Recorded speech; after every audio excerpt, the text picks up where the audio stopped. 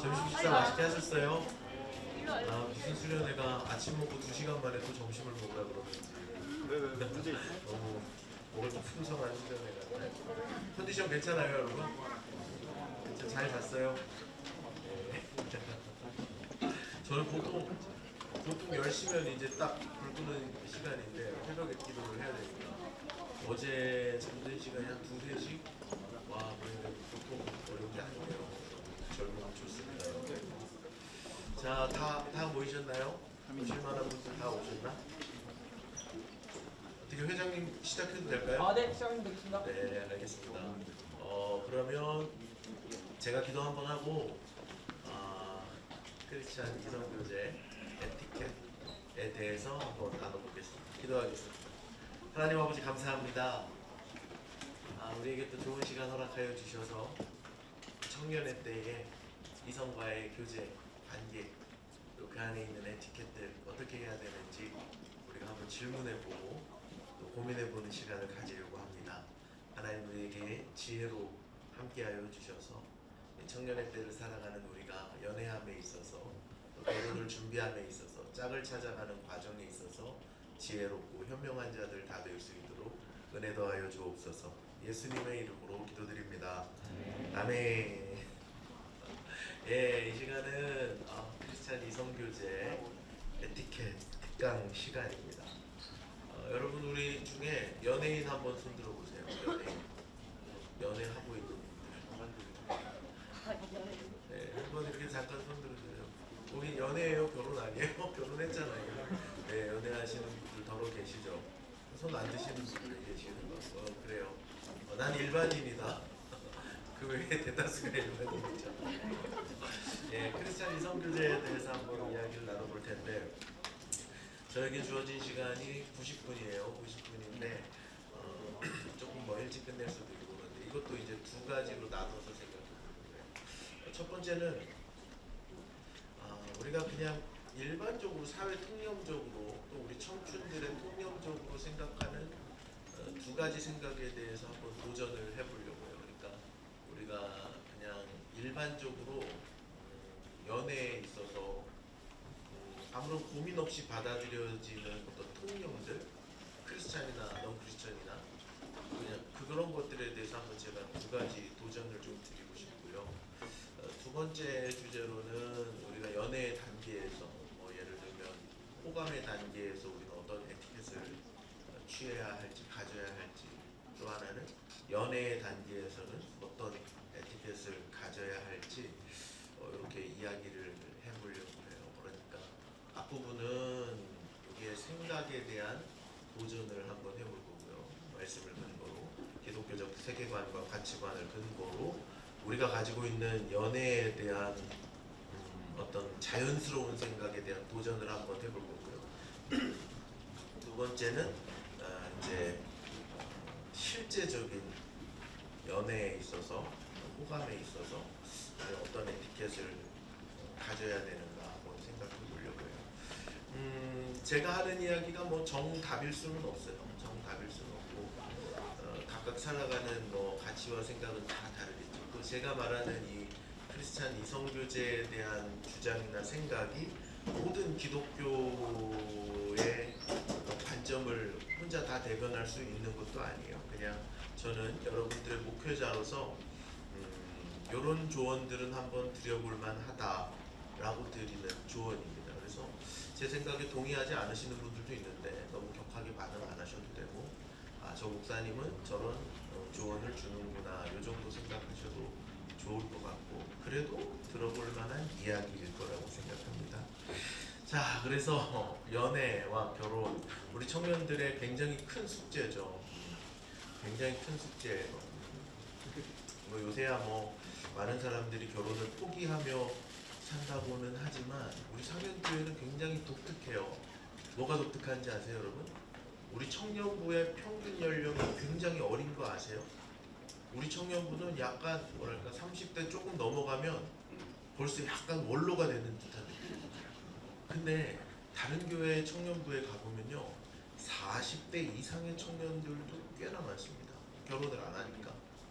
굉장히 긍정적으로 보는 거는 우리 선배들이 30대 한 초중반만 되면 알아서들 짝을 찾아서 결혼을 하고, 결혼을 하면 또 출산을 하고, 이렇게 좋은 모델들이 이렇게 있는 거에 대해서 저는 참 긍정적으로 봐요.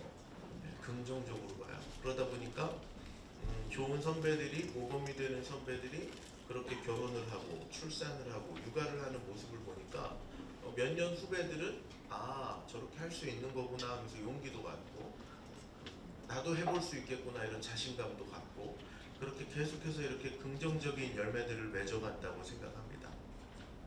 그래서 어쨌든 연애와 결혼이 우리에게 굉장히 큰 숙제인데, 오늘은 뭐 결혼까지 다루기는 시간이 없고 연애에 대한 이야기만 한번 해보려고요.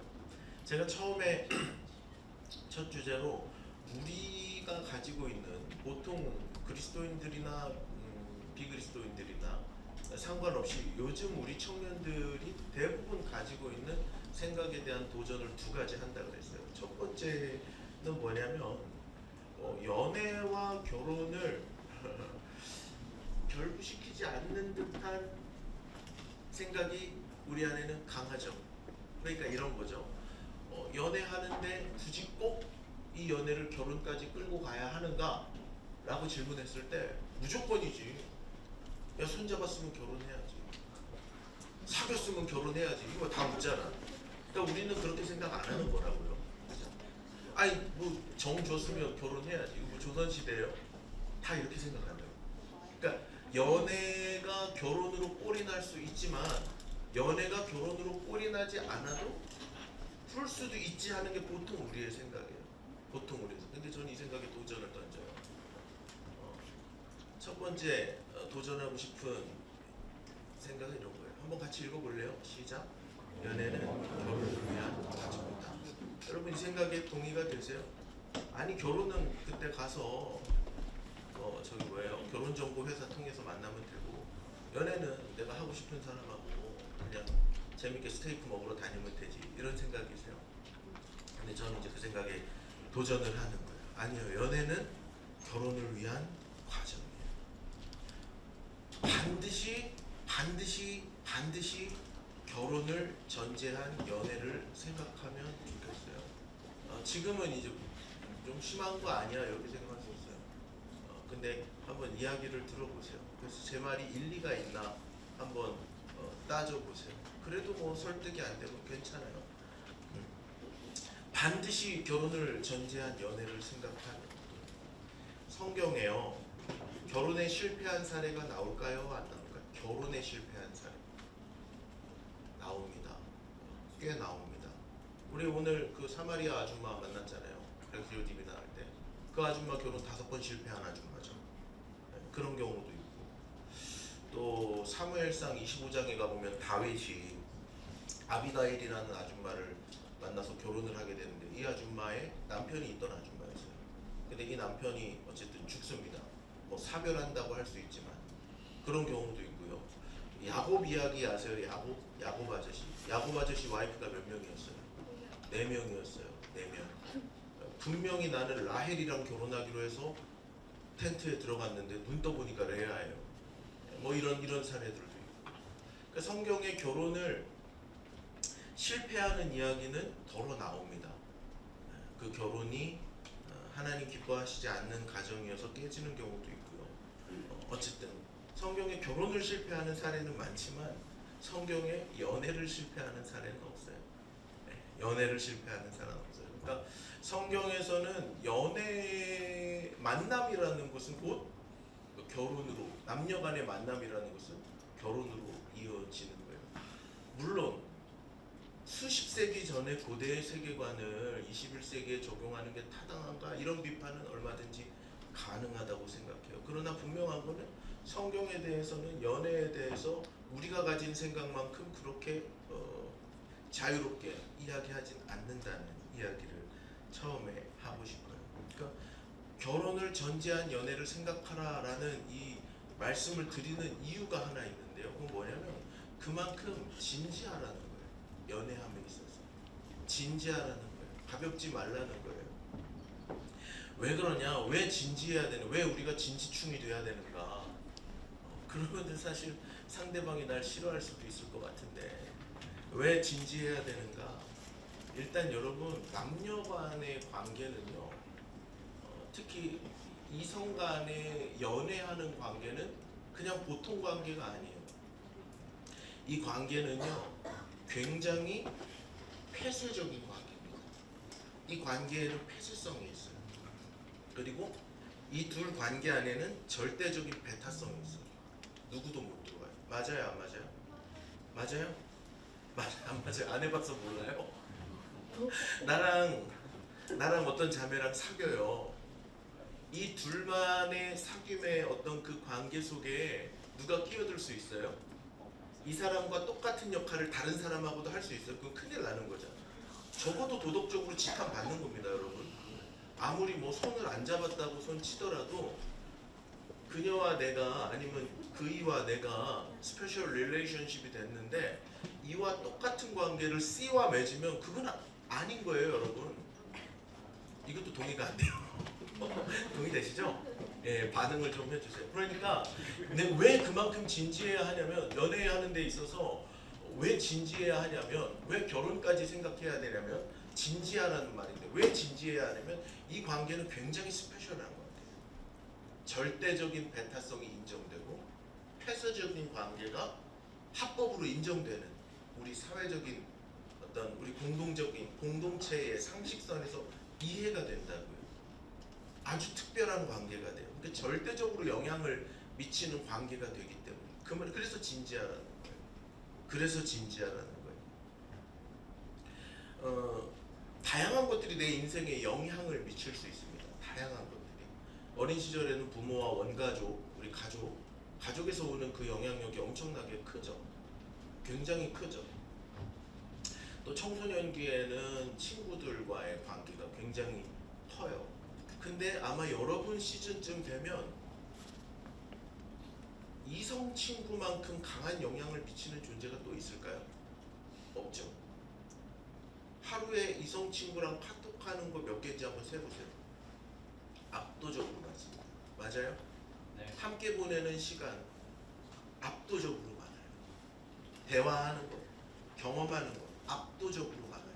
그러니까 이 이성교제라는 것은요 진지할 수밖에 없어요. 왜? 내 인생이 절대적인 영향을 받는 선택이기 때문에.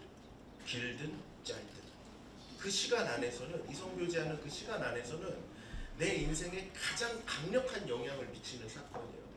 그러니까 내 인생이 걸려있는 거라고도 할 수 있어요. 어떻게 진지하지 않을 수가 있겠어요.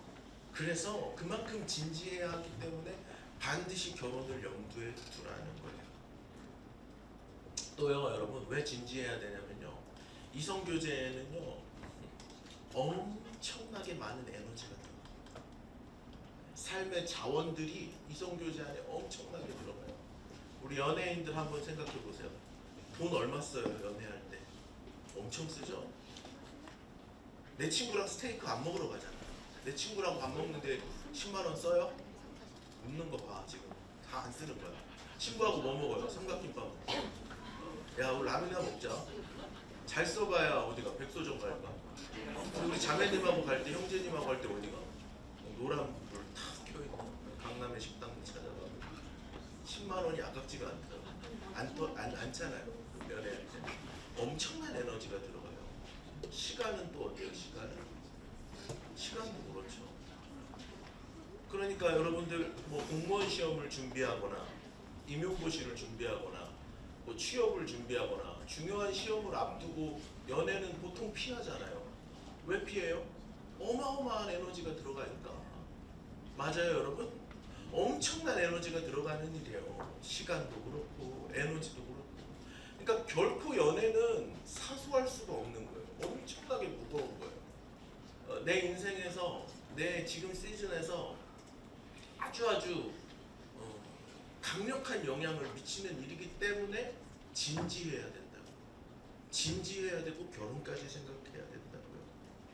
결혼을 위한 과정인데요. 이 세 번째가 더 충격이고 근데 우리가 피해갈 수 없는 이야기예요.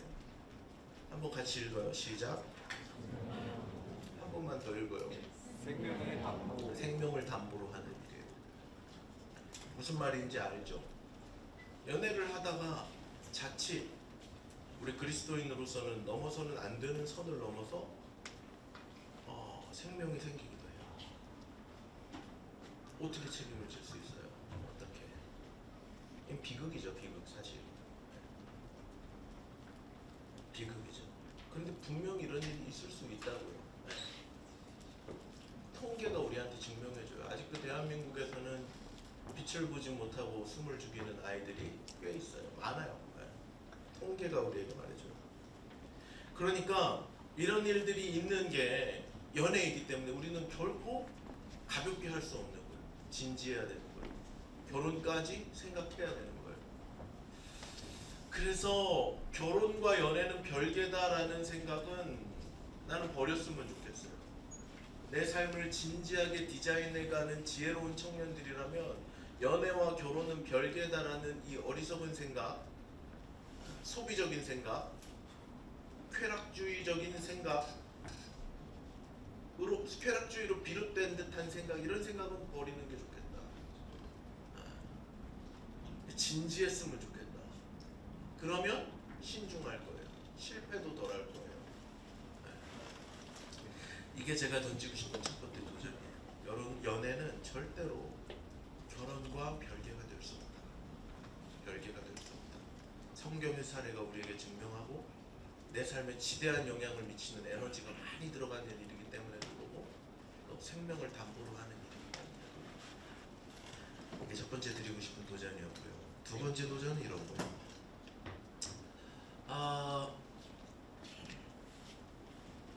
그냥 하나 읽어볼까요? 한번 읽어봅시다. 시작.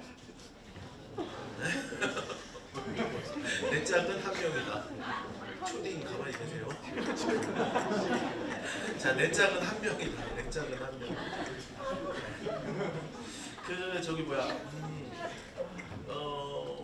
이것도 너무 그냥 당연한 것처럼 우리가 받아들여지는데,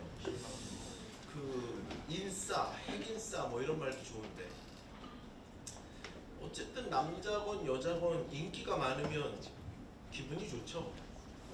기분이 좋잖아요. 남자건 여자건 인기가 많다는 거는 뭐 기분 나쁠 일은 아니에요. 그래서 제가 날 좋아하는데 쟤도 나에게 관심이 있대. 뭐 굉장히 듣기 좋은 이야기죠.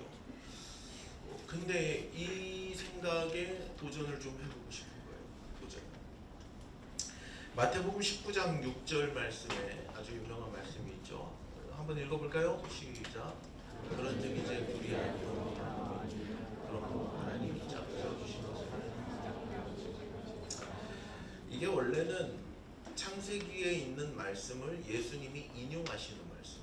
그러니까 예수님이 따와서 결혼에 대한 가르침, 이혼에 대한 가르침을 주시면서 창세기 텍스트를 인용하시면서 예수님이 말씀하십니다. 근데 여기서 말하는 것 중에 하나 뭐냐면, 많은 의미들을 도출해낼 수 있겠습니다만은, 하나님이 짝지어준 그 사람이 있다는 거예요. 여러분 이거 믿으세요? 믿으세요? 하나님이 짝지어준 사람이 있다라는 거를 믿는가 안 믿는가, 이거 굉장히 중요해요. 믿음이라는 건 그냥 생각의 영역이 아니에요. 지식의 영역이 아니에요. 믿는다는 것은 행동을 수반해요. 믿음대로 움직이게 되어 있어요. 제가 군대에 있을 때 이런 재밌는 일이 있었는데요. 수류탄 던지는 교장에 훈련을 갔어요.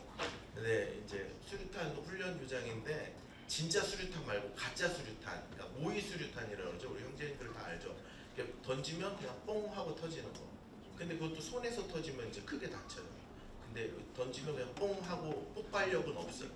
근데 이렇게 우리 소대가 이렇게 다 앉아 있었는데, 그게 다 가짜 수류탄인 걸 모두가 알아요. 근데 제 옆에 캐나다에서 온 관심병사가 하나 있었어요. 용수 별자리 이렇게. 그러니까 그 친구는 좀 미안하지만 이렇게 관심병사여가지고 제가 이제 군종병이고 이러니까 제 옆에까지 온 거예요. 우리는 다 그게 가짜 수류탄인 걸 아는데 얘는 이게 진짜라고 믿는 거예요. 왜냐면 아무도 이게 가짜라고 말을 안 해줬거든요. 다 알 거라 생각했는데 얘는 모르는 거예요. 그래서 그 수류탄을 훈련하시는 교관님이 이거 톡 가가지고 그냥 요 옆에다 던진 거예요. 이게 진짜 수리타임 어떻게 돼요? 다 죽죠. 근데 우리 나머지 사람들은 다 이게 가짜라고 믿고 있잖아. 그러니까 어때? 그냥 가만히 있었겠지. 뻥 하고 마니까. 얜 진짜죠. 얘 어떻게 됐을까? 와 하면서 혼자 막 달아나고 도망치고 난리가 난 거 혼자. 무슨 얘기를 하냐면요. 믿는 대로 움직이게 되어 있어요. 믿음은 행동을 수반해요. 여러분 하나님이 짝지어 주신 내 짝에 한 명이 있다고 믿으세요? 이게 중요해요. 이 믿음이 있는가 없는가. 이 믿음이 있다면 내 짝이 한 명이라고 믿는다면 왜 많은 사람들의 관심이 필요해요? 내 짝이 한 명인데 왜 나를 여러 사람이 좋아해야 돼요? 당연하게 여기는 그거에 대한 도전을 하고 싶은 거예요. 난 이찬미 씨랑 결혼을 했습니다. 503호에 살아요. 603호, 403호 아줌마가 날 좋아한다면 내가 기분이 좋겠어요? 굉장히 부담스러운 일입니다. 502호 아줌마가 날 쳐다보고 웃는다면 굉장히 슬픈 일입니다. 이사 가야 되는 골치 아픈 일이에요. 맞아요, 안 맞아요? 맞죠? 여러분, 내 짝이 하나인데 왜 10명의 관심을 갖고 싶어요? 왜 그걸 부러워해요? 그 왜 우쭐해요? 믿음이 중요해요. 하나님이 짝지어 주신 그 사람이 있다면 그 사람이 나에게 나타나면 되는 거예요. 그런데 그냥 인기 많으면 다 좋아하더라고. 난 이렇게도 도전하고 싶어. 어떻게 했길래 인기가 많은 거예요? 이런 질문도 할 수 있지 않겠어요? 어떻게 하고 다녔길래 5명이 당신을 좋아하는 거야? 네? 뭐 하고 다닌 거야 당신? 그러니까 이 지금 여러분 약간 마음이 이렇게 맞아 그 5명 좋아하는 그 나쁜 애 막 이러면서 왜 난 한 명도 없는데 지 혼자 5 가져 막 이러면서 애인 독점주의를 비판하는 마음들이 막 이렇게 공감이 되는 거예요. 그렇지 않아요 여러분? 충분히 할 수 있는 말이죠. 제가 하는 말이 억지가 아니죠. 만약에 우리의 믿음이 정말 하나님이 나에게 짝지어 주신 그 한 사람이 있다고 굳건히 믿는다면 조바심 낼 필요 없어요. 조바심 낼 필요 없어요. 정말 하나님이 짝지어준 것을 사람이 나누지 못한다는 이 말씀을 문자 그대로 믿고 하나님의 섭리와 내 삶에 역사하시는 하나님의 그 완벽한 인도하심을 믿는다면 조바심 낼 필요가 없어요. 네. 아까워할 필요도 없죠. 그래서 여러분 같이 읽어요. 시작. 다양한 만남을 지향하라. 여럿을 만나봐야 된다고 또 이런 말 하더라고요.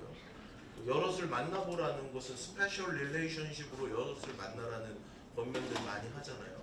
다양하게 만나봐야 네가 뭘 좋아하는지 알 수 있다. 이런 게 그냥 진리처럼 받아들여져요. 저는 단연코 거부해요. 뭘 다양하게 만나봐요. 사람 몰라요?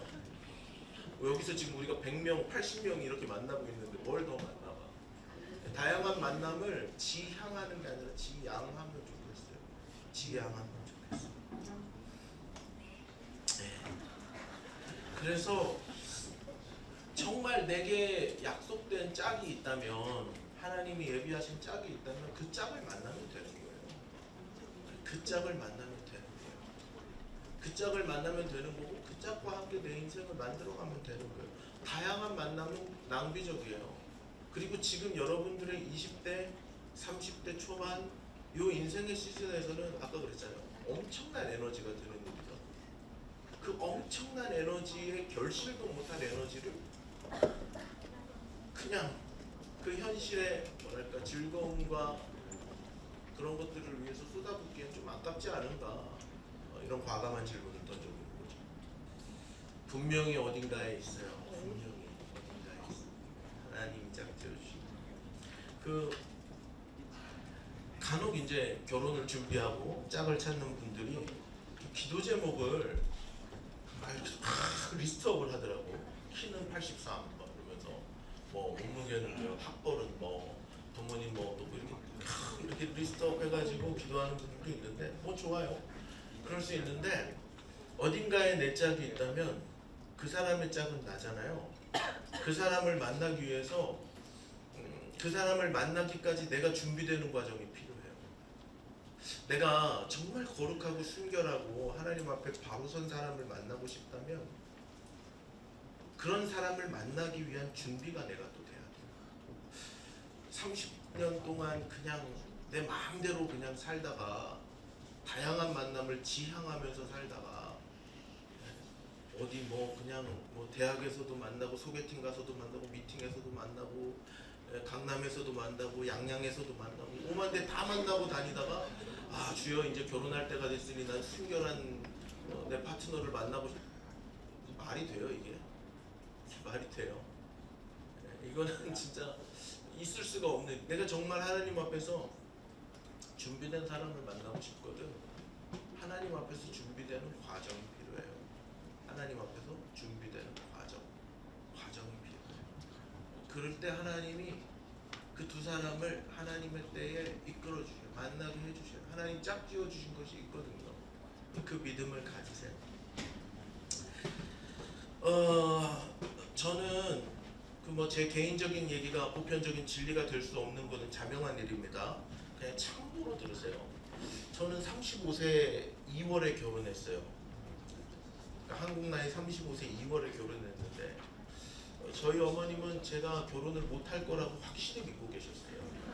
왜냐하면 나이는 점점 차가죠. 그때 제가 작은 교회에서, 아주 작은 교회에서 11시 예배 드리면 한 10명 앉아있는 아주 조그만 교회에서 찬양 간사를 한 10년 했거든요.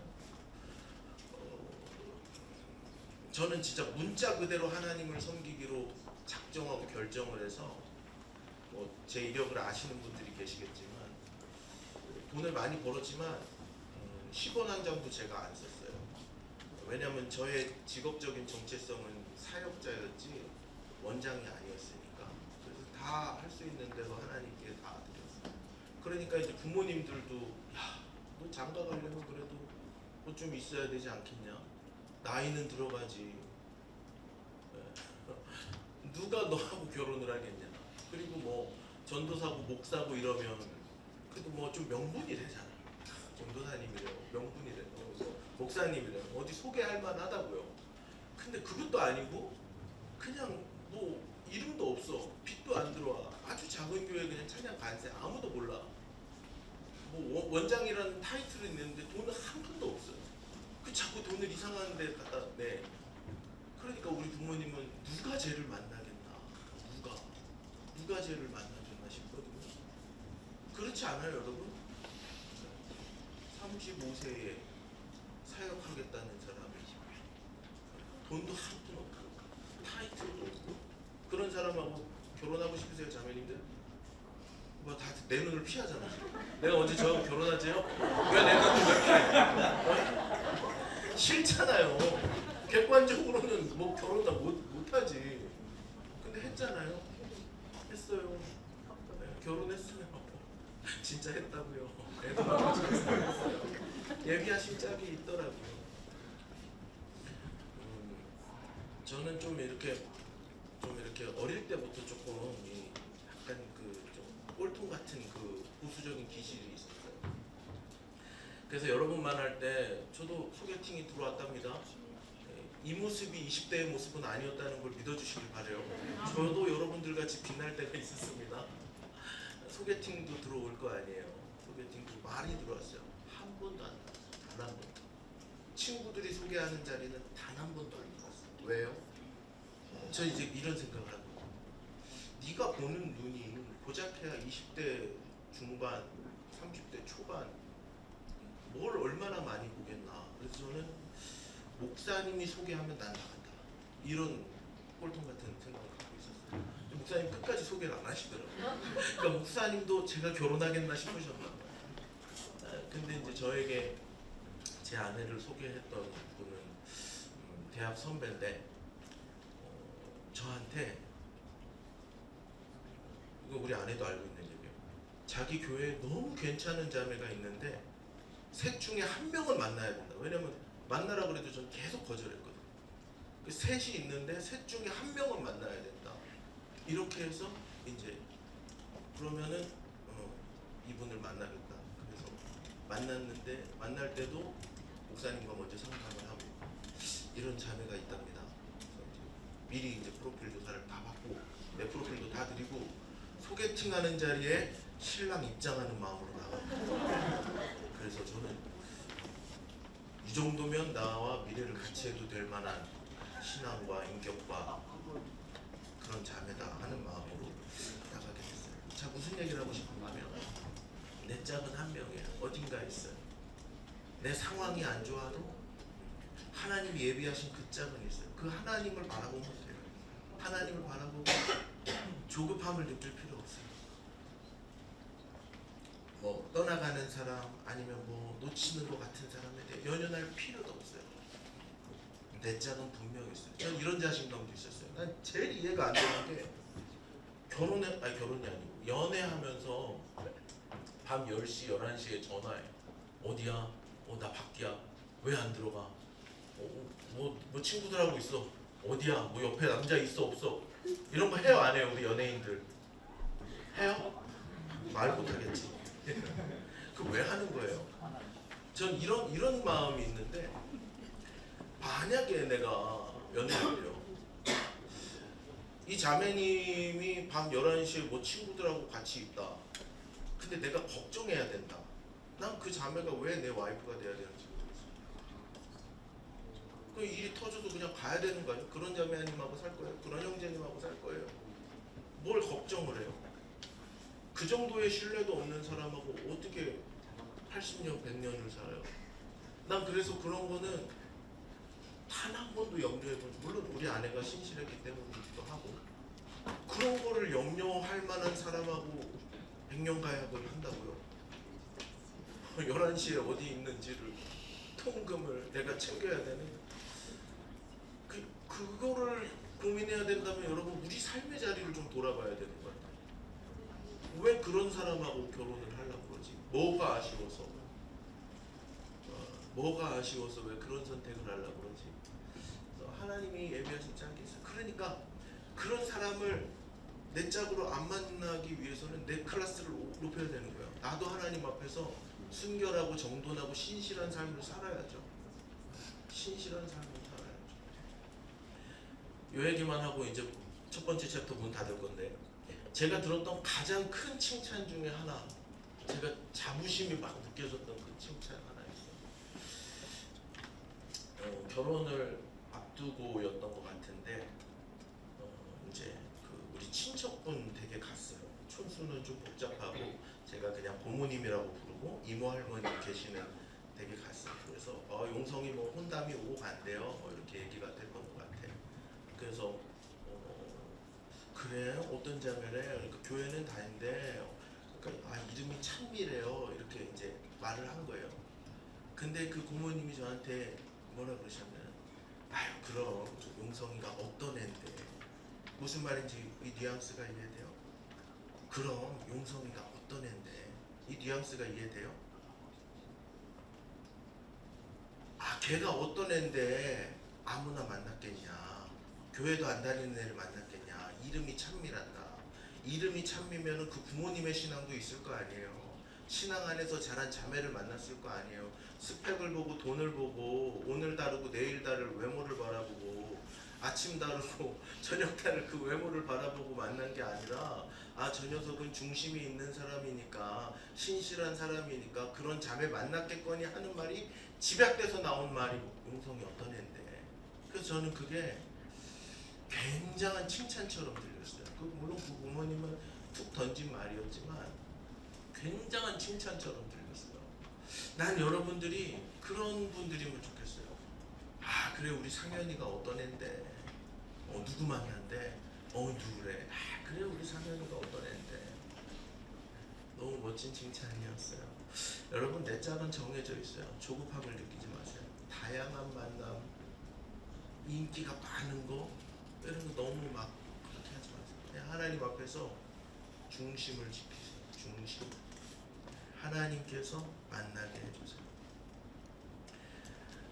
이삭 알죠? 아브라함 아들. 창세기 22장에 번제로 바쳐지지 않습니까? 겨우 살아났죠. 그래서 이건 그냥 제가 재밌자고 하는 얘기예요.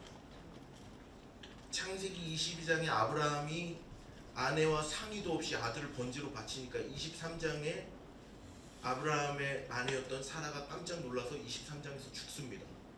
23장에서 깜짝 놀라 죽으니까 여주인공이 사라졌잖아요. 창세기 24장에 새로운 여주인공 리브가가 등장해요.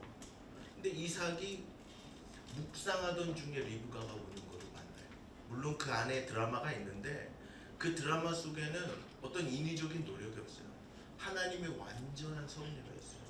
이 궁금하신 분들은 창세기 23장, 24장을 정독해 보세요. 하나님이 맺어주신 천만인의 어머니의 축복을 받는 리브가와 예수 그리스도의 표본과 같은 어떤 예표적인 사역을 감동했던 이삭과 만나게 해주시는 그 역사적인 만남 가운데는 중간에 엘리에셀이라는 어떤 그 중매쟁이가 있긴 했지만 그 속에 하나님의 섭리가 들어있어요. 하나님의 섭리가. 그래서 여러분 우리 짝도 어딘가에 있어요. 하나님 앞에서 지금의 때를 신실하게 살아냈어요. 그 짝이 나타나기까지, 그 짝을 알아보기까지. 자, 이렇게 첫 번째 챕터를 마무리합니다. 두 가지 이야기했어요. 빨리 정리하고 조금 쉬어요. 첫 번째, 연애는 결혼을 위한 과정이다.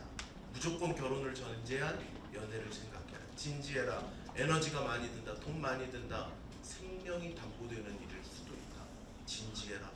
두 번째 얘기, 내 짝은 한 명이다. 5명, 6명이 밤에 카톡하는 거 그리 좋은 일 아니다. 어딘가에 있는 그 짝을 위해서 나를 신실하게 준비시키고 하나님 앞에서 올곧게 서 있기를 바란다. 이게 이제 첫 번째 챕터에서 했던 얘기고요. 자, 지금 2시 8분인데 우리 저 시계로 2시 15분까지만 쉬었다가 물 한 잔 먹고 그러면 호감의 단계에서는 어떻게 해야 되는지, 연애의 단계에서는 어떻게 해야 되는지 이야기를 나눠보겠습니다. 잠깐 쉬겠습니다.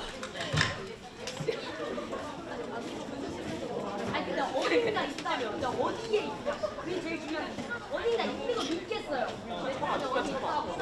어디 있는지. 나 손주가 뭐야? 어디 가서 어떻게 되는가? 거듭 말씀드립니다만은 제가 드리는 이런 어떤 조언들이 기독교 연애론의 전체를 담지한다고는 절대 말씀드릴 수 없어요. 그냥 여러분들을 담당하는 이용성 목사의 청년 세대를 향한 연애의 조언이다. 좀 소프트하게 들어주시면 좋겠다 하는 생각 들고, 혹시 여러분들 마음에도 이렇게 공감이 되는 부분이 있다면 또 그런 것들을 어떤 삶의 지침으로, 연애의 지침으로 가지고 가는 것도 좋겠다, 이 정도 생각이 됩니다. 자, 이번엔 이제 두 번째 세션은 좀 실질적인 이야기예요. 크리스찬 이성교제의 에티켓으로 이제 우리가 제목을 잡았는데, 룰을 잘 지켜야 되거든요. 룰을. 이 게임은, 연애라는 게임은, 특히 우리 교회 공동체 안에서의 연애라는 게임은 누가 명시한 룰은 없지만 불문율들이 많아요. 암묵적인 룰들이 많아요. 이 룰을 깨는 순간 낙인이 찍힙니다. 그래서 몇 가지 그냥 이것도 아주 가볍게 캐주얼하게 조언을 좀 드려보려고 해요. 이게 안 먹네요? 아까까지는 잘 됐는데. 자, 호감의 단계에서인데요. 여러분, 이성이 이제 눈에 들어와야 되거든요. 특별히 독신의 은사를 받은 분이 아니라면 이성이 이제 좀 좋아져야 됩니다. 그리고 동성이 좋아지면 절대 안 됩니다. 저는 저희 아들에게도 그 주입을 했는데, 하민아 넌 죽을 때까지 남자야. 무조건 남자는 여자랑 결혼하는 거야. 근데 호감의 단계에서는 키워는 이거예요. 검증하라. 제가 인스타 그 인터뷰할 때도 이 얘기 잠깐 한 적이 있는데, 검증하라는 거예요. 검증하라. 첫 번째 뭘 검증하냐? 호감이 생겼을 때 검증을 해야 되는데, 첫 번째는 내 마음을 검증해야 돼. 내 마음을 검증해야 돼. 이 호감이 참인지 거짓인지 검증해야 돼요. 여러분, 내 속에서 일어나는 마음이 다 내 마음인 것 같지만 그렇지 않아요. 주께서 주시는 마음도 있고요. 그냥 내 속에서 자연인 이용성으로부터 말미암는 어떤 이런 마음도 있고요. 마귀가 주는 마음도 분명히 있어요. 그래서 내 마음에 어떤 생각이 딱 이렇게 올라올 때 그냥 그걸 다 받으면 안 돼요. 검증해야 돼요. 중요한 일일수록 더 그래요. 저는 이제 우리 청년 2부 사역의 총책임자 아니겠습니까? 그럼 사역에 대한 아이디어가 떠오르잖아요. 새벽에 기도하다 보면은 아이디어들이 막 떠오른다고요. 그럼 반드시 검증하는 기간을 갖습니다. 떠오른다고 다 던질 수는 없죠. 중요한 일일수록. 연애도 중요하다고 그랬잖아요. 호감이 간다고 해서 그거 다 받을 수 없어요. 그랬다가 이제 큰일 날 수도 있습니다.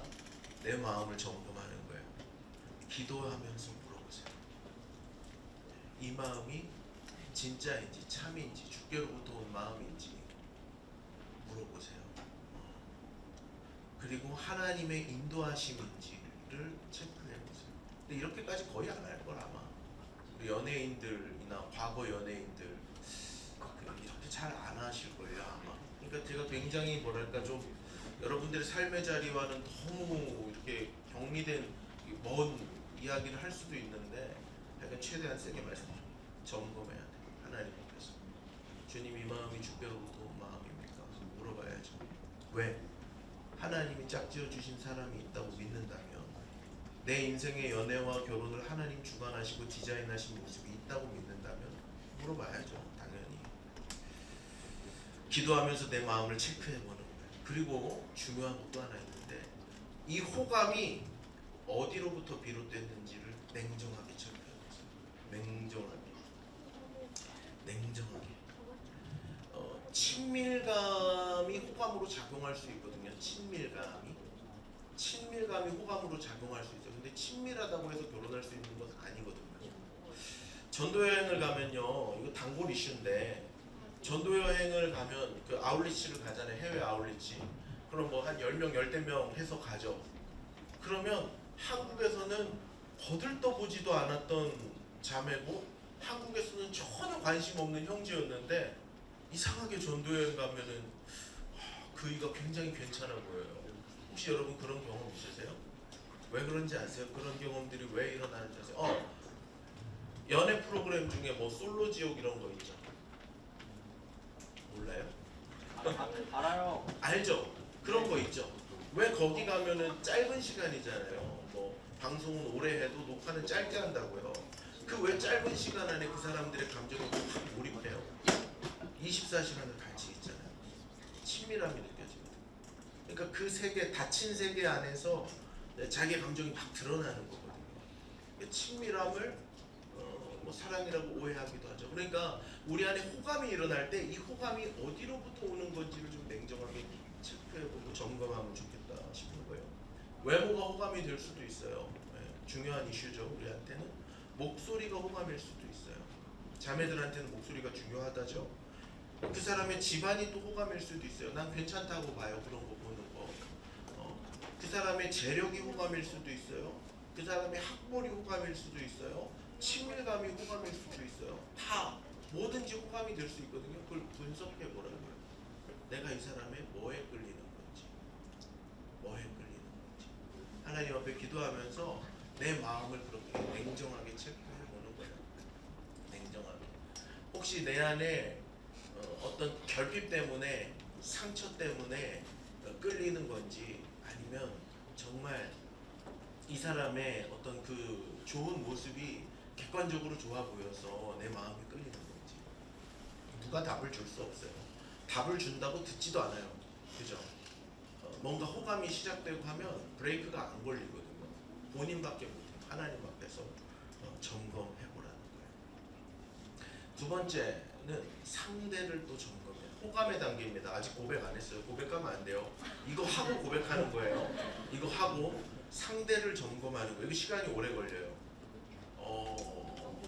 객관적으로 그 상대방을 살펴볼 수 있으면 좋겠어요. 나는 그 제일 안 믿는 게 그런 거예요. 나는 아무것도 안 봐요. 그냥 믿음만 좋으면 돼요. 그 말도 안 되는 얘기라고. 여러분 그런 거는 있을 수 없는 얘기예요. 그냥 다 봐요. 다. 외모도 보고 학벌도 봐요. 집안도 보고 연봉도 보고 키도 보고 다 보세요. 그리고 믿음도 보고 다 보세요. 객관적으로 다 나는 살펴야 되는 게 맞다고 저는 생각해요. 자, 그래서 그분을 살펴보세요. 그분이 어떤 분인지, 그리고 이분이 나와 짝이 되기에 괜찮은 분인지 살펴봐야죠. 그냥 호감이 생겼다고 해서 무조건 직진할 수는 없어요. 냉정하게 살펴봐야 되는 거예요. 우리 인스타 때도 말했는데요. 그래서 공동체 안에서 그 상대를 보는 게 굉장히 유리해요. 굉장히 유리해요. 다양한 환경에서 상대를 살펴봐야 되거든요. 근데 물론 소개팅으로도 사람을 만날 수 있습니다. 제가 그 방법을 뭐 잘못됐다고 말하잖아요. 저도 소개팅으로 해서 결혼까지 했어요. 근데 우리가 보통 소개팅으로 사람을 만나면 어때요? 소개팅 할 때 뭐 어디 가요? 소개팅 갈 때 김밥 천국 가요? 아니죠. 그래도 조명은 노란색이 있어야 될 거 아니에요. 맞아요. 맞잖아요. 그럼 거기 그리고 뭐 소개팅 갈 때 뭐 입고 가요, 여러분? 그래도 옷장에서 제일 좋은 옷 꺼내 입고 가지 않아요? 어제 잘 때 입었던 거 입고 갈 거예요? 아닐 거 아니에요. 이렇게는 안 갈 거 아니야, 다들. 네, 집에 있는 제일 좋은 거 입고 갈 거 아닙니까? 뭐 자매님들은 뭐 머리 세팅을 받을 수도 있고, 그죠? 자, 봐요. 그렇게 해서 만약에 교제가 시작됐어요. 저는 그런 만나면은 좀 정보가 부족하다고 생각하는 거죠. 그렇게 그냥 이렇게 뭐랄까 아주 이렇게 로맨틱한 분위기에서 데이트만 계속하면요, 이 사람의 참모습을 살필 수가 없어요. 우리 결혼한 손재영 아저씨 집에서 늘 노란불 켜고 칼질하면서 스테이크 써세요? 아닙니다. 아니죠. 그냥 김치에 넣고 막 물 말아서 막 먹어야 된다고 우리 자매님아. 그게 그냥 삶이거든요. 근데 우리가 상대방을 만날 때 맨날 노란 조명 켜놓고 7만 원, 8만 원 나오는 식사를 이거 나 매일 먹을 수 있는 것처럼 결제하고 막 이런단 말이에요. 그러면 그 상대방이 파악이 되겠어요? 공동체에서 상대를 살피는 게 너무 중요하다고 생각하는 게, 특히 이런 수련회 때 매운 떡볶이가 나왔을 때 이 사람은 어떻게 반응하는지, 김치와 밥만 줄 때 이 사람은 밥상을 들러 없는지, 아니면 그것도 정말 주 앞에 감사하는 마음으로 먹는지. 분명히 최고급 침낭 준다고 했는데 중국산 누가 봐도 좋지 않은 최저가 침낭, 그래도 좋은 겁니다, 여러분. 헌물해 주신 장모님 얼마나 우리 청년들을 사랑하시는지 몰라요. 제가 아니라고 우리 청년부 예산 있다고 했는데 우리 장모님이 우리 청년부 내가 한번 섬기고 싶다고 그거 해주셨으니까 감사하게 받으세요. 그리고 이거 하여간 PPL 들어갑니다. 여름 수련 때 그거 꼭 갖고 오세요. 자, 아니 어쨌든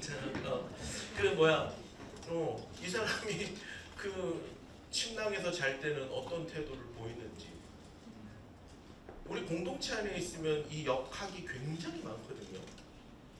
이 사람과 친밀한 사람에게는 어떻게 반응하는지, 이 사람하고 약간 불편한 사람과는 어떻게 말하는지, 이 사람은 자기에게 약간 상처 준 사람에 대해서는 어떻게 말을 하고 다니는지, 이런 거는 공동체 안에서만 체크가 돼요.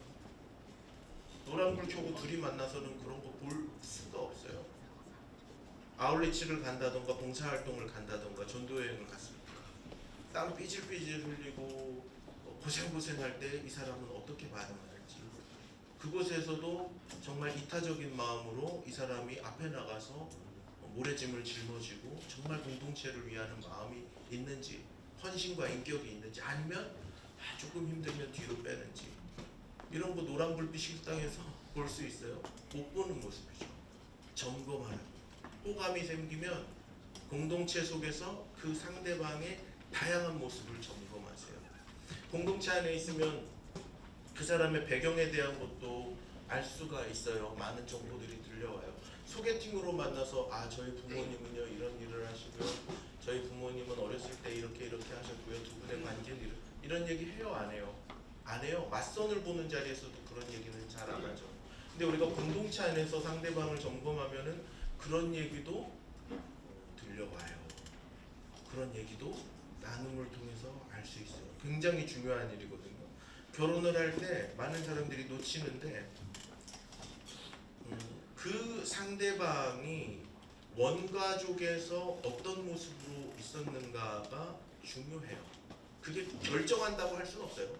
결정은 아니지만 중요한 정보예요. 중요한 정보. 그러니까 그런 것들을 체크를 해야 돼요. 점검을 해야 돼요. 호감의 단계예요. 고백하는 단계 아니고 내 마음을 점검하고 상대방을 점검해야 되죠. 그리고 공동체 속에서 나의 매력을 좀 드러낼 필요가 있는 것 같아요. 그 호감이 생겼다고 해서 밤에 카톡부터 하지 말고, 이상하지. 그 평소에 연락도 안 하던 애가 갑자기 수련회 끝났는데 밤 11시에 카톡해. 이거 너무 뻔한 거야. 너무 낮은 수준이니까. 그런 거 하지 말고 공동체 안에서 내 매력을 좀 어필해야 될 거예요. 그 충분히 검증이 됐다면 충분히 어필을 할 수 있는 공동체 안에서라는 말이 중요해요. 그래서 저는 이 모임이 우리 청년부 공동체가 굉장히 건강하다고 생각하고 큰 축복이라고 생각하는 거예요. 이런 모든 것에 있어서. 그리고 만나기 전에 공동체에서 어필을 하고요. 그리고 때가 무르익으면 이제 고백을 해야 될 타이밍도 있겠죠. 고백을 해야 될 타이밍도 있겠죠. 그 타이밍은 뭐 누구 선배 조언 들을 필요 없어요. 하나님 앞에서 자기가 물어보는 거예요. 그리고 자기가 헛발질하면 어쩔 수 없지. 그러면서 배워가는 거지. 그런데 이제 내 호감이 확실해요. 상대를 점검했어요. 그것도 확실해요. 그 공동체 속에서 나는 매력을 충분히 어필했다고 생각하고 뭔가의 어떤 케미가 있어서 이 형제와 이 자매와 좋은 만남을 시도할 수 있겠다 싶어서 11시에 문자를 딱 보냈는데 그 고백까지 했는데 물론에서 고백까지 했는데 철벽방어 딱 이러면 어떻게 해야 되죠? 민망하죠. 근데 이때는요 여러분 잘 들으세요. 존중하는 게 필요해요. 상대방을 존중하는 게 소유가 아니라는 걸 기억해야 돼요. 결혼을 해도 소유는 아니에요. 누구도 사람을 소유할 수 없어요. 그 사람의 선택을 존중해야 돼. 존중. 네. 그리고 소유할 수 없다는 것을 이해해야 돼. 그 다음에 우리가 호감의 단계에서 하나님께 나가서 기도하면서 물으라고 했잖아요. 자, 고백 후 차였을 때 그 마음이 쉽지는 않겠죠. 그때도 하나님께 나아가는 거예요. 하나님께 나아가서 이 관계를 정리해야 돼요. 묻고 정리해야죠. 하나님 앞에서. 그래서 호감의 단계에서는 이런 이야기들을 할 수 있는데 제일 제가 강조하고 싶은 것은 제발 액션하기 전에 충분히 숙고하라는 거예요. 그만큼 진지하니까. 살펴보라는 거예요. 검증하라는 거예요. 검증이라고 하니까 조금 공격적인 단어 같기는 한데 살펴보라고요. 충분히 살펴보라고요. 그래서 호감의 단계는 이런 것들을 여러분이 살피면 좋겠다. 그리고 최대한 조심하면 좋겠다. 왜냐하면 특히 이 어떤 이 이슈가 공동체 안에 있을 때는 공동체 안에서 어려움이 될 수도 있거든요. 그러니까 공동체를 사랑하는 마음으로도 충분히 조심하면 좋겠다 하는 이야기를 좀 드리고 마지막 이야기는 그럼 연애 단계에서는 우리가 어떤 이야기를 할 수 있을까? 연애 단계에서 첫 번째는 또다시 검증하는 거예요. 네, 사랑이 시작됐어요. 둘만의 특별한 관계, 스페셜 릴레이션십이 시작됐어요. 그 과정 속에서도 끊임없이 질문하세요. 끊임없이 이 사람이, 이 형제가, 이 자매가 나와 100년을 같이 살 수 있을지 끊임없이 질문하세요. 끊임없이. 물론 그렇다고 해서 뭐 이렇게 걸리기만 걸려 바로 헤어져 이런 건 또 아니겠죠. 하지만 다양한 모습을 살펴보는 건 중요해요. 전 청년 시절에 아내하고 교제할 때 한 3년 만났다고 어제 퀴즈에도 나왔던데 저는 극한의 가난한 삶을 살았어요. 제가 스스로 선택한 삶이었어요. 그래서 그 한 달 연애하는 그 데이트 비용이 저 5만 원, 아내 5만 원에서 10만 원이었어요. 여러분 그 조선시대 때 제가 연애한 게 아닙니다.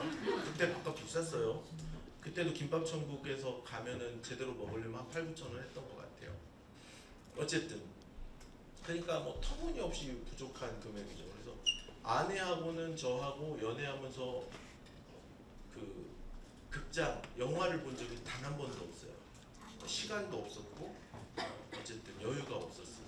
그래서 아내와 처음 극장에 가서 본 영화는 전박이 2. 저 초딩 데려가더라고요. 어쨌든 그렇게 살았는데 그러면서 뭘 봤냐면요. 만날 때마다 떡볶이만 먹었거든요. 떡볶이에 주먹밥. 그걸 어떻게 먹는지 봤어요.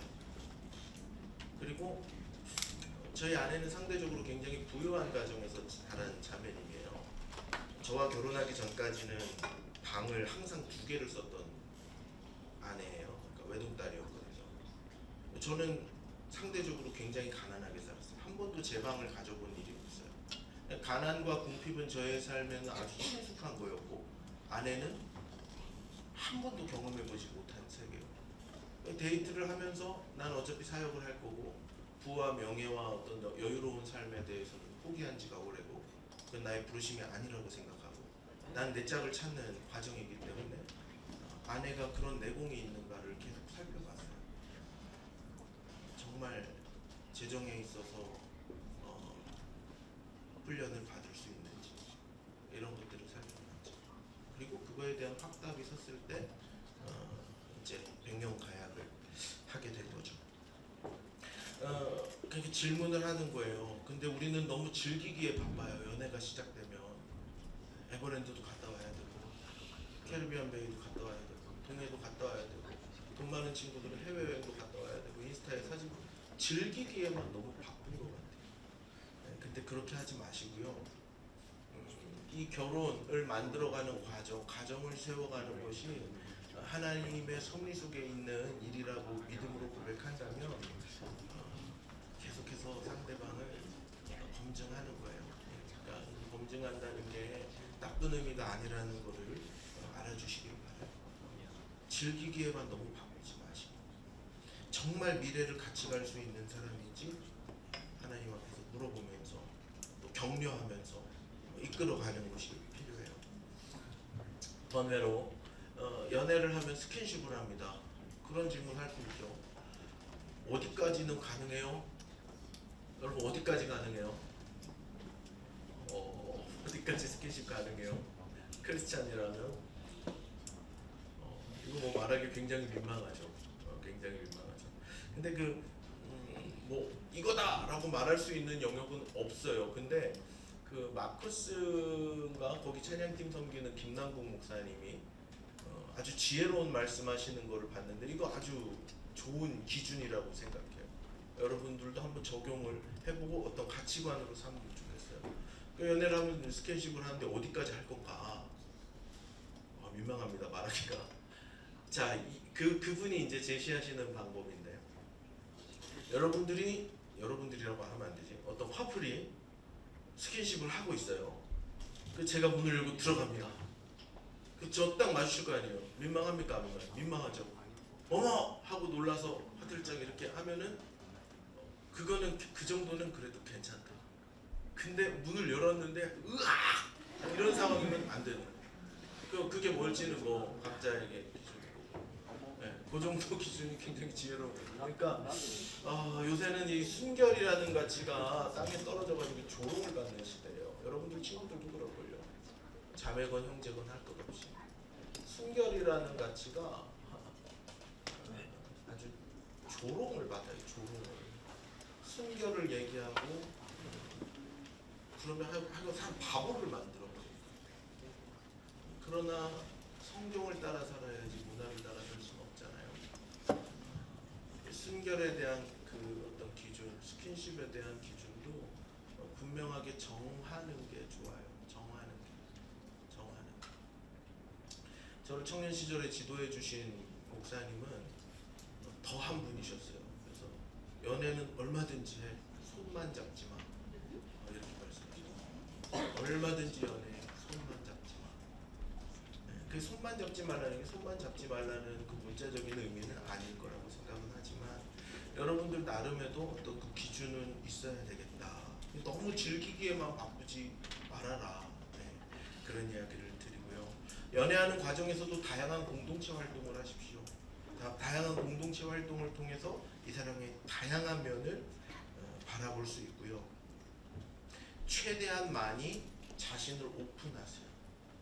그리고 대화를 하세요. 이미 스페셜 릴레이션십으로 들어온 거거든요. 폐쇄적이고 배타적인 관계 안으로 들어온 거거든요. 그러니까 나를 꽁꽁 숨기면은 상대에 대한 배려도 아닌 것 같아요. 나에겐 이런 아픔이 있다. 나에겐 이런 모습이 있다. 우리 가족들은 이런 모습이 있다. 이런 것들을 투명하게 대화하는 것들이 필요해요. 그러면서 키워드처럼 서로가 서로를 더 알아가고 검증해 가는 거죠. 두 번째 이야기는 스페셜 릴레이션십 에티켓이라고 정했는데 연애가 시작되면 절대적인 배타적인 관계로 들어갔기 때문에 그 둘 사이에는 누구도 끼지 못합니다. 네. 그런데 이런 것들이 우리 공동체 안에서는 조금 뭐랄까 배려가 필요해요. 공동체를 향한 배려가. 너무 이렇게 격렬하게 티내는 것도 좋지 않아요. 여러분 제가 여기 와서 사역을 하잖아요. 그리고 11시 예배 들어가고 어른들 예배 다 들어가잖아요. 그 11시 예배 들어가가지고 예배를 드리는데 우리 사모님 옆에 앉아가지고 손을 만지작 하면서 어깨 동무를 하면서 이게 말이 돼요? 말이 돼요? 안 돼요? 있을 수 없는 일이죠. 미성숙한 거예요. 그러니까 공동체를 좀 배려하는 마음이 필요해요. 네, 필요해요. 근데 뭐 우리 공동체 안에서는 다 그 정도 선은 다 지켜주는 것 같더라고요. 또 스페셜 릴레이션십 에티켓 두 번째 이거 너무 중요한데요. 배타적인 관계로 가고 폐쇄적인 관계로 가기 때문에 둘이 좀 고립되어 있는 시간이 필요해요. 하나님 앞에 홀로 머무는 시간. 이게 쉽지 않거든요. 그 바울도 결혼에 대한 권면을 고린도전서에 하면서 기도할 틈을 얻기 위하여 각방을 쓰는 것을 허락을 하거든요. 근데 결혼도 안 했는데도 너무 이렇게 둘이 그냥 완전 하나가 되어서 그런 거는 좋지 않아요. 조금 이렇게 고립이 되어서 하나님께 머무는 시간이 필요하다. 이게 이제 스페셜 릴레이션십 에티켓으로 드릴 수 있는 말이에요.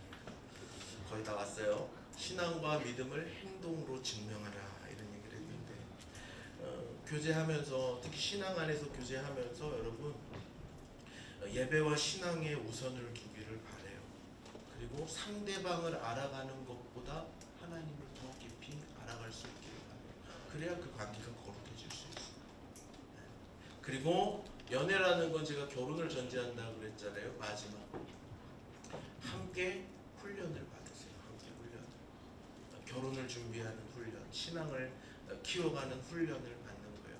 어떤 저런 세미나에 들어가서 훈련을 받는 것도 좋아요. 그런 세미나들이 조금만 찾아보면 아주 건강한 세미나들이 많습니다. 물론 2단에서 하는 세미나도 있어요. 잘 분별해야 돼요. 그래서 이런 훈련에 들어갈 때 특히 교회 외, 교회 밖에 있는 훈련이나 프로그램에 참여할 때는 반드시 목사님께 한 번은 물어보세요. 이게 괜찮은 건지.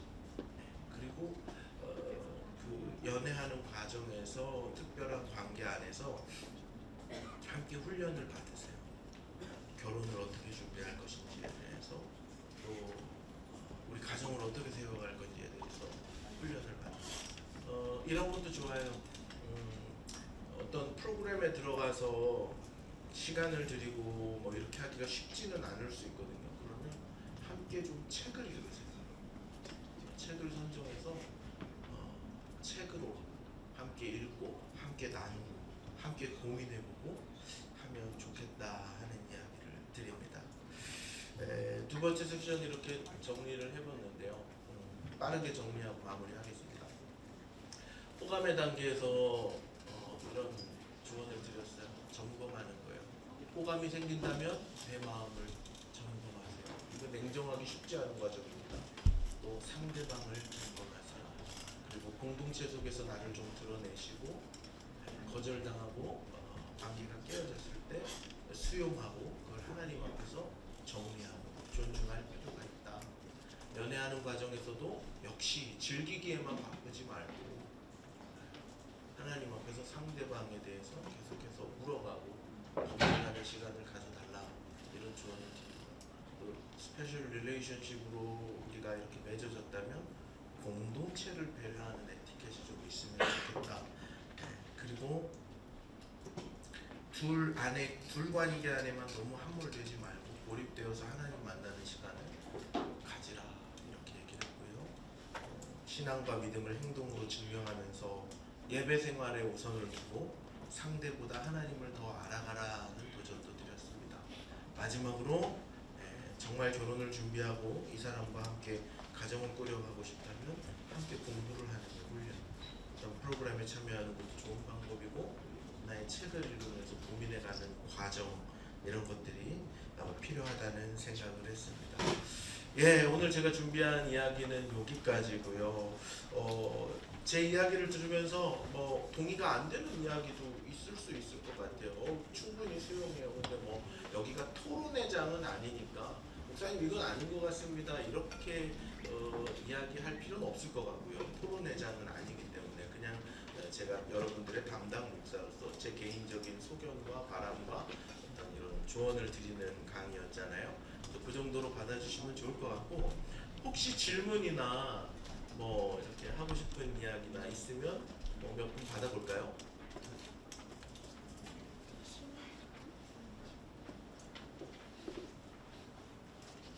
없으신 것 같아요. 없으시죠? 네, 좋습니다. 그러면 강의는 이 정도로 마치고 제가 기도하고 조금 일찍 마무리하겠습니다. 기도하겠습니다. 하나님 아버지 감사합니다. 우리 청년들과 또 이 선교제에 대해서 여러 가지 생각들을 나누고 고민해보는 시간 가질 수 있도록 은혜 주셔서 하나님 감사합니다. 아버지 하나님, 하나님께서 예비하신 짝들이 하나님 있을 줄 압니다. 기다리는 시간이 더디고 조바심이 나기도 하지만 하나님의 그 신실하심을 믿고 의지하며 주님을 또 소망하며 하나님 주님 앞에서 성결한 모습으로 준비되어가는 우리 아름다운 청년들 될 수 있게 하여 주시옵소서. 하나님 짝을 찾아가는 과정에서 또 연애하는 과정에서 호감을 느끼는 과정에서 감정에만 휘둘리지 않게 도와주시고 하나님 앞에 늘 깨어 겸비하는 마음으로 기도하는 마음으로 나의 마음을 헤아리며 또 상대를 살피며 아름다운 만남을 준비하며 또 맺어가며 가져가는 우리 청년들 다 될 수 있도록 축복하여 주시옵소서. 그래서 우리 청년들 결국에는 좋은 배우자 또 하나님 짝지어 주신 배우자 잘 만날 수 있도록 길을 열어주시고 또 아름다운 가정을 이루어 믿음의 가정 또 믿음의 가문 이뤄가는 복된 역사가 있게 하여 주옵소서. 우리 중에는 또 결혼을 전제로 만남을 하고 있는 커플들도 있습니다. 이미 가정을 꾸린 커플도 있습니다. 하나님 축복하여 주셔서 아름다운 가정을 만들어가는 이 거대한 과업을 쉬이 여기지 아니하고 하나님 앞에 늘 부르며 겸손하게 주의 뜻 구하며 의지할 때에 아름답고 하나님 기뻐하시는 가정 만들어갈 수 있도록 축복하여 주옵소서. 남아있는 모든 수련회 프로그램 가운데에도 하나님 축복하여 주시길 원하오며 감사하며 우리 구주 예수님 이름으로 기도드립니다. 아멘.